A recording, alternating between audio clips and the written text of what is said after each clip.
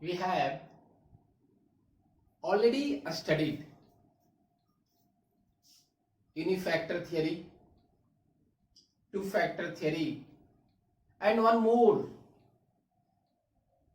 studied which theory?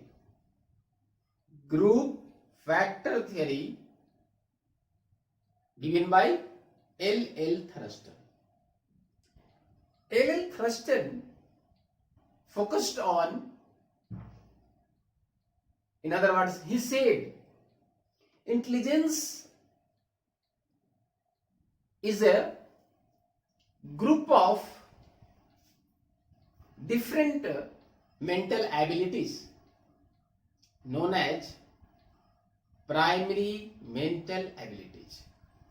तो उसने वो कहा कि विभिन्न प्रकार की मानसिक प्रक्रिया जो होती है उसमें एक प्रधान कारक होता है, प्राइमरी होता है, लेकिन उसने केवल 9 फैक्टर की चर्चा किया। ही discussed about only 9 factors.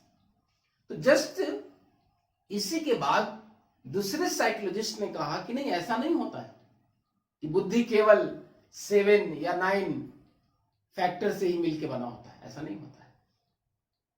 He said, उन्होंने कहा कि बुद्धि में बहुत सारे कंपोनेंट्स या फैक्टर्स होते हैं। बात आ रही है कि एक थियरी के दूसरे जो है से बाद में वो अपोज्ड हो रहा है। तो वो कौन सा थियरी है और किन्होंने दिया, वही हम लोग अभी पढ़ने वाले हैं। तो now we will discuss about SOI model, structure of intellect. हम लोग पढ़ने वाले हैं SOI, स्ट्रक्चर ऑफ इंटेलेक्ट।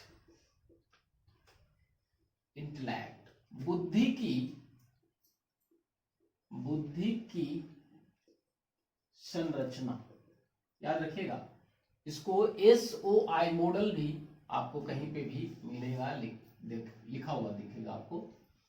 तो ये स्ट्रक्चर ऑफ इंटेलेक्ट में बुद्धि की संरचना में क्या बातें कही गई,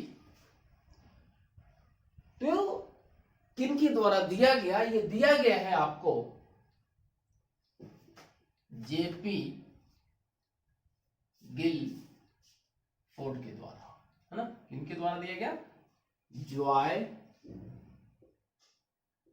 पॉल, है ना। तो ये JP गिलफोर्ड के द्वारा जो बुद्धि की संरचना दिया गया, he said in this theory there are 3 types of dimensions। इन्होंने कहा कि इस बुद्धि के सिद्धांत में क्या होते हैं? 3 जो है, क्या होता है? JP गिलफोर्ड, लिसन केयरफुली, फिर से मैं बोल रहा हूं। He said there are 3 types of dimensions। JP Guilford ने बुद्धि की संरचना के सिद्धांत में कहा कि 3 डायमेंशंस होते हैं। कितना? 3 डायमेंशन होते हैं। इसलिए इस थियरी को क्या कहा जाता है?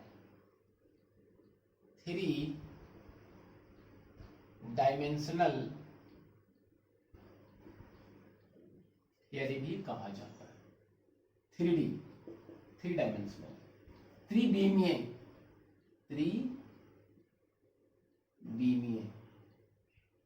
अब JP गिलफोर्ड ने ये जो बुद्धि का सिद्धांत दिया, उसमें मैंने कहा कि 3 बीमा में कहा इन्होंने। और ध्यान दीजिएगा, मैं कह रहा हूं कि इस बुद्धि के सिद्धांत में JP गिलफोर्ड ने जो फोकस किया, जो इनको जाना जाता है, जॉय पॉल गिलफोर्ड को जो विशेष रूप से इनको जाना जाता है, किस लिए? कि इन्होंने बात किया 2, convergent thinking, convergent plus divergent. इसलिए इनको विशेष रूप से जाना जाता है। ये हम लोग अभी देखेंगे, ये दोनों शब्द अभी ये आगे आएगा। तो अब ये 3 डायमेंशंस कौन कौन होगा, वो हम लोग अभी देखते हैं कि 3 बीमा होता क्या है। तो सबसे पहला जो डायमेंशन है वो कंटेंट है। क्या है पहला? कंटेंट। कंटेंट्स, विषय वस्तु, पहला कंटेंट होता है ना। अब इस कंटेंट में दूसरी होता है, वो होता है, ध्यान से देखिएगा, प्रोसेस, या इसको कहते हैं ऑपरेशन, ऑपरेशंस, इसको कहते हैं संक्रिया या कहिए प्रक्रिया। ठीक है। अब जो मैंने कहा 3 डायमेंशन, अभी 1 हुआ है, 2 हुआ, तीसरा बाकी है। तीसरा क्या है? वो है प्रोडक्ट, प्रोडक्ट, परिणाम। तो ध्यान दीजिएगा, जेपी गिलफर्ट ने कहा कि देयर आर 3 डायमेंशन, 3 डायमेंशन होता है, वो आपस में क्या होता है? मल्टीपल होता है। जितना इसमें सब डायमेंशन होगा, इसमें जितना होगा और इसमें जितना होगा, सब क्या होगा? एक दूसरे से गुणक होगा। इसको ध्यान रखिएगा, ये कंसेप्ट आपको समझ आ गया, काम आएगी। जेपी गिलफर्ट ने कहा कि 3 डायमेंशन में जो सब डायमेंशन होते हैं वो आपस में गुणक होते हैं। अब हम लोग देखेंगे कि इसमें कौन कौन सारे डायमेंशंस होते हैं। तो इसमें पहला होता है, ध्यान दीजिएगा, फिगरल, सिंबॉलिक, है ना, सिमांटिक। ठीक। नेक्स्ट है बिहेवियरल, है ना। अब इसमें हमने क्या कहा आपको, किस कंटेंट्स में there are a 4 types of dimensions. Figural का हिंदी होता है आकृति, इसका होता है सांकेतिक, ध्यान दीजिएगा इसको। सिमांटिक का शाब्दिक, या कहीं पे इसको वर्बल भी लिखा रहेगा, वर्बल। बिहेवियरल, व्यवहारिक। ठीक। तो अब इस कंटेंट में 4 जो है आपका सब कंटेंट हुआ। अब हम लोग देखते हैं कि ऑपरेशन और प्रोसेस में कितना होता है सब डायमेंशन, उसको देखिए अभी आप लोग ध्यान से। कॉग्निशन, संज्ञान, नेक्स्ट है मेमोरी, स्मृति। अब देखिएगा यहां पे, अभी जो मैंने कहा कि जेपी गिलफर्ट को जाना जाता है यही 2 शब्द से, ये देखिए यहां पे आने वाली है कि पहला ऑपरेशंस प्रोसेस में कॉग्निशन, दूसरा मेमोरी, तीसरा वही आने वाला है, और चौथा, तीसरा क्या हुआ? कन्वर्जेंट, और नेक्स्ट है डाइवर्जेंट, और लास्ट है इवैल्यूएशन। बहुत इंपॉर्टेंट वर्ड है। तब पूछा जाएगा कि कन्वर्जेंट और डाइवर्जेंट किसके द्वारा दिया गया, तो जेपी गिलफर्ट के द्वारा दिया गया। इसका हिंदी है कन्वर्जेंट का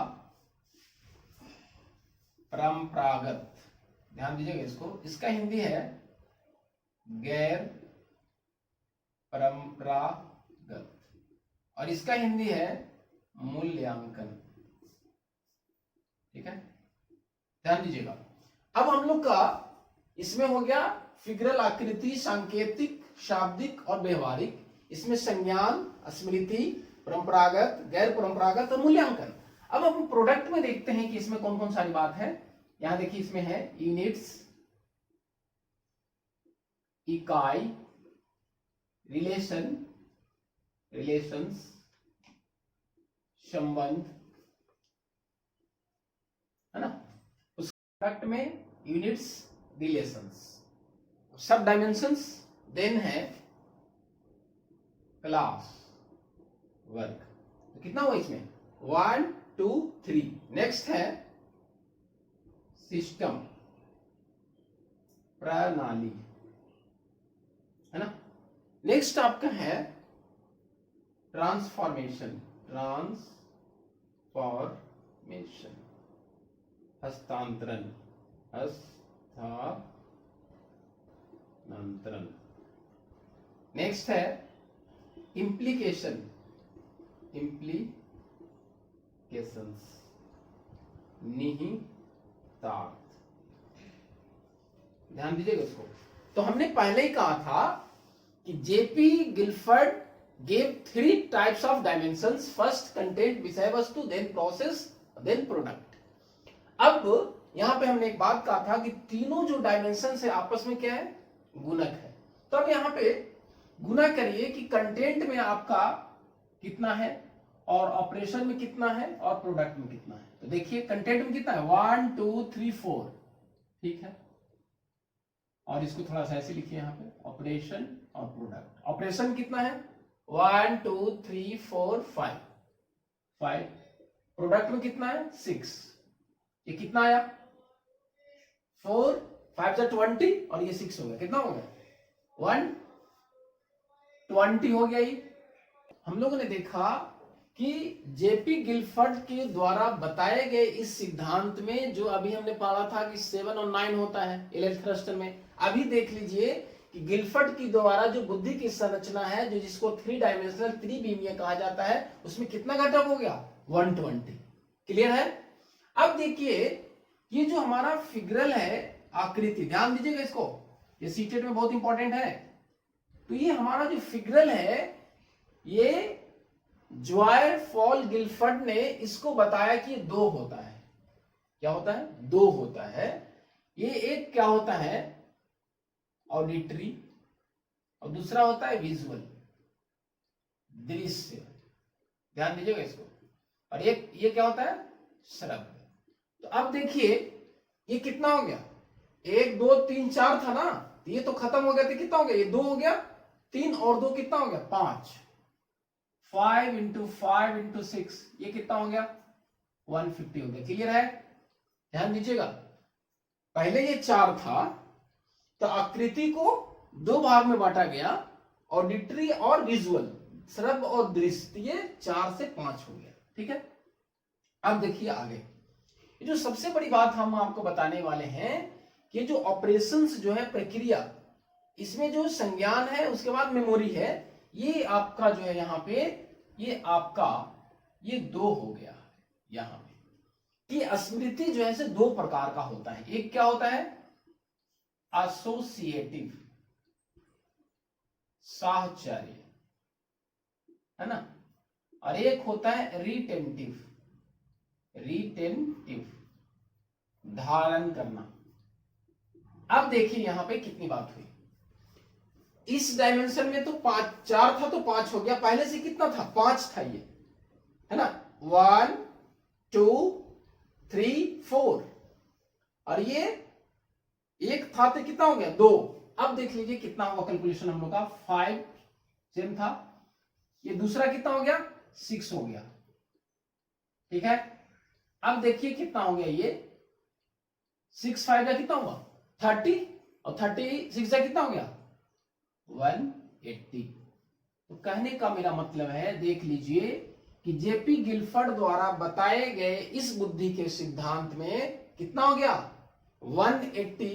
तो सीटेट में जैसे ही ऑप्शंस देखिएगा आप इसको क्या करिएगा टिक आउट करिएगा कि 120 होता है कि 150 की 180, तो ये आपको क्लियर हो गया। अब हम लोग समझते हैं, थोड़ा सा ध्यान दीजिए, ये तो हम लोग को कैलकुलेशन समझिए जो सीटेट में आता है। अब यहाँ पे देखिए ये जो हमारा फिगर है आकृति, तो हमारा जो बुद्धि है जेपी गिलफर्ड ने कहा इसको हम लोग सुन के और देख के भी हमारे मस्तिष्क में आकृति बनते हैं। ये क्या है सिंबॉलिक, संकेत के द्वारा, चिन्ह के द्वारा हमारे मन में आता है। सिमांटिक अभी हमने पढ़ा था कुछ देर पहले कि हमने कहा कि इसको वर्बल भी कहते हैं, जिसको शब्दों या वाक्यों में प्रयोग किया जाता है, उस वहां भी हो गया सेम।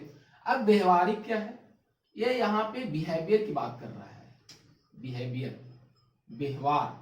हम आपसे बात करेंगे कि आपका व्यवहार कैसा है, उसके आधार पे वो बुद्धि की डिसाइड होती है। अब यहाँ पे जो सबसे इंपॉर्टेंट बात है, यहाँ पे आते हैं हम लोग, ये कॉग्निशन, संज्ञान। तो हमने आपको पहले बताया है, बताने की जरूरत नहीं है, संज्ञान एक मानसिक प्रक्रिया है। कॉग्निशन का हिंदी संज्ञान, संज्ञान एक मानसिक प्रक्रिया है जिसमें क्या होता है तर्क करना, चिंतन करना, कल्पना करना, परिकल्पना करना, समस्या समाधान करना, निर्णय लेना, ये सारे हैं cognition. Cognition is a mental process, cognition is a mental process in which we study about reasoning, thinking, imagination, hypothesis, problem solving and decision making, etc. अब देखिए यहां पे स्मृति की जो बात हो रहा है, ये हमने एल थर्स्टन में भी देखा था। तो स्मृति में हमने क्या बताया आपको कि जो विषय वस्तु प्रकरण है उसको याद करने की क्षमता, यहां भी वही बात है। क्यों आपने जो पढ़ा, जो मेमोराइज किया, वो कितने आप एसोसिएट कर पाते हैं एग्जामिनेशन से, या हम अभी पढ़ा रहे हो सीटेट में आप कितना उसको कोरिलेट कर पाएंगे, वो बात है। दूसरी रिटेंटिव स्मृति जो है, दूसरा क्या है, रिटेंटिव है ये, कि आप कितना जैसे याद करना है। दूसरी बार अगर हमें पूछे आपसे कि आपने क्या पढ़ा, तो पहले के द्वारा पढ़ा हुआ आपने कितना धारण किया, स्टोरेज माइंड में उस विषय वस्तु और प्रकरण से संबंधित कितना आपने स्टोर किया, आप उसको फिर एक्सप्रेस करेंगे। जो सबसे बड़ी बात है यही समझना है, कन्वर्जेंट और डाइवर्जेंट, ये बात है यहां पे। कन्वर्जेंट समझिएगा इसको, ये सबसे पहली बात है कि कन्वर्जेंट इंटेलिजेंस से संबंधित है। ध्यान रखिएगा, सीटेट का बहुत इंपॉर्टेंट सवाल है। ये किससे संबंधित है, बुद्धि से। चलिए, तो अब कन्वर्जेंट किससे संबंधित है, बुद्धि से। तो कन्वर्जेंट का मतलब होता है, हिंदी क्या है, परंपरागत, मतलब मल्टीपल चॉइस आपके सामने आंसर दिया हुआ है, उसमें अगर एक आंसर आसानी से चुन लेते हैं तो that is a convergent. To give answers to a standard question, मानक प्रश्नों का केवल एक सही उत्तर देना कन्वर्जेंट है। कन्वर्जेंट का संबंध बुद्धि से है। दूसरा है डाइवर्जेंट। डाइवर्जेंट ये क्या है, इसका संबंध क्रिएटिविटी से है। ध्यान दीजिएगा, सृजनात्मकता, सृजनात्मकता। अब क्या है, कहता है कि डाइवर्जेंट नीड्स क्रिएटिविटी, सृजनात्मकता। हमने आपको बताया है कि creativity is a mental process which express original outcome. हमने क्या कहा कि सृजनात्मकता एक मानसिक प्रक्रिया है जो क्या करता है, मौलिकता को प्रदर्शित करता है, विकसित करता है। क्रिएटिविटी का मतलब आपका, और ये आवेगा आपको कि क्रिएटिविटी का संबंध किससे है, तो डाइवर्जेंट थिंकिंग से है, ठीक है, और ये कन्वर्जेंट थिंकिंग है। तो कहने का मतलब यहां पे दो बातें आ गया, न्यूनेस और ओरिजिनलिटी। ध्यान दीजिएगा इसको, नयापन, नयापन और मौलिकता, ठीक है। तो मतलब सृजनात्मकता का मतलब हुआ कि आप जब तक कुछ न्यू थिंग नहीं करेंगे, नया नहीं करेंगे, न्यू आइडियाज नहीं लाएंगे, तब तक वो सृजनात्मकता नहीं कहलाएगा। समझ लीजिए ध्यान से, सृजनात्मकता में आपके प्रयास अनुभव के द्वारा जब तक कुछ नया नहीं किया जाएगा उसको क्रिएटिविटी नहीं कहेंगे। दूसरा मौलिकता, इसका संबंध जो है, मौलिकता का संबंध ओरिजिनलिटी का संबंध यूनिकनेस से है। यूनिकनेस, अनोखापन, मतलब कुछ आपके द्वारा यूनिक किया जाना चाहिए, तब हमारा वो डाइवर्जेंट होगा। कन्वर्जेंट और डाइवर्जेंट। अब ये मूल्यांकन है, मैंने आपको मूल्यांकन जो है आपको बताया है एक वीडियो में, जो आपको कंसेप्ट ऑफ मेजरमेंट इवैल्यूएशन बताया है हमने। यहाँ पे मूल्यांकन में क्या करते हैं हम लोग कि जो हम सीखते हैं उसको क्या करते हैं, वैल्यू जजमेंट करते हैं कि हमने जो सीखा, जो हमारा मूल्य है, वो कितना जजमेंट करते हैं, निर्णय लेते हैं, कितना वो क्या है, डिजायरेबल है, कितना वो गुड है। कहने का मतलब जो हमने सीखा कितना वांछनीयता है, कितना हमारे जीवन के लिए उपयोगी है, एग्जाम के लिए उपयोगी है, और हमने जो सीखा कितना हम आप समायोजन कर पाते हैं। तो मूल्यांकन में हमने कहा कि वांछनीयता और कितनी अच्छाई है उसकी चर्चा करते हैं। तो ये यहाँ कहा मैंने। अब यहाँ देखिए, प्रोडक्ट में, परिणाम में इकाई है, हम लोग को पढ़ाना है या पढ़ना है यूनिट वाइज, रिलेशंस, जो हम पढ़े एक दूसरे से संबंध करें, क्लास उसके वर्ग को जोड़ने की बात है। अब ये सिस्टम की बात कर रहा है, प्रणाली कि जो इंटेलिजेंस है, हमारा बुद्धि है, वो एक तरह का सिस्टम है जो सब एक दूसरे से कनेक्ट है।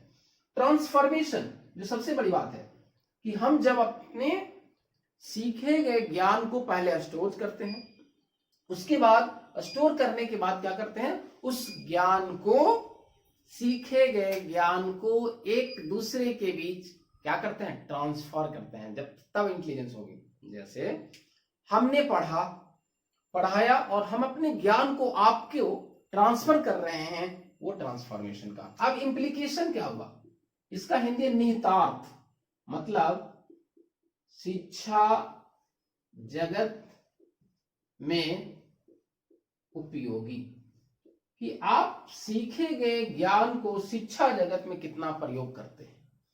तो ये जेपी गिलफर्ड के द्वारा बताए गए सिद्धांत में, जिसमें घटक 180 हुआ, 180 हुआ, इसका एजुकेशनल इंप्लीकेशन की अब बात करें। एक सवाल यहां पे आ रही है कि जेपी गिलफर्ड द्वारा बताए गए बुद्धि के सिद्धांत में इसकी शैक्षिक निहितार्थ क्या हो सकती है। यहाँ पे यही है बात कि लर्नर अधिगमकर्ता की बुद्धि क्या होती है, दो जो सबसे बड़ा इनको जाना जाता है, कन्वर्जेंट और डाइवर्जेंट। तो हम लोगों को सबसे पहले कन्वर्जेंट थिंकिंग पे विचार करना होगा। हमने क्या कहा, कन्वर्जेंट थिंकिंग, ठीक है। जो हमने कहा कि जो सीटेट में पूछता है इंटेलिजेंस से संबंधित है, और उसके बाद बच्चों को डेवलप करना है हम लोग को डाइवर्जेंट थिंकिंग पे। तो कहने का मतलब बालक की जो बुद्धि बढ़ाने की बात है, ये डाइवर्जेंट थिंकिंग के द्वारा बढ़ाया जा सकता है, और यही आपको सीटेट में बहुत इंपॉर्टेंट है। आप इसको ध्यान से इस वीडियो को देखिएगा। और एक बात और, मैं इंटेलिजेंस थियरी इसके पहले जितना मैं पढ़ाया हूं, लिसन केयरफुली, इस बुद्धि के सिद्धांत में इसके पहले जितना भी बुद्धि के सिद्धांत होगा, मैं इसी में आपको सारा लिंक दे दूंगा, आप इसको ध्यान से देख लेंगे।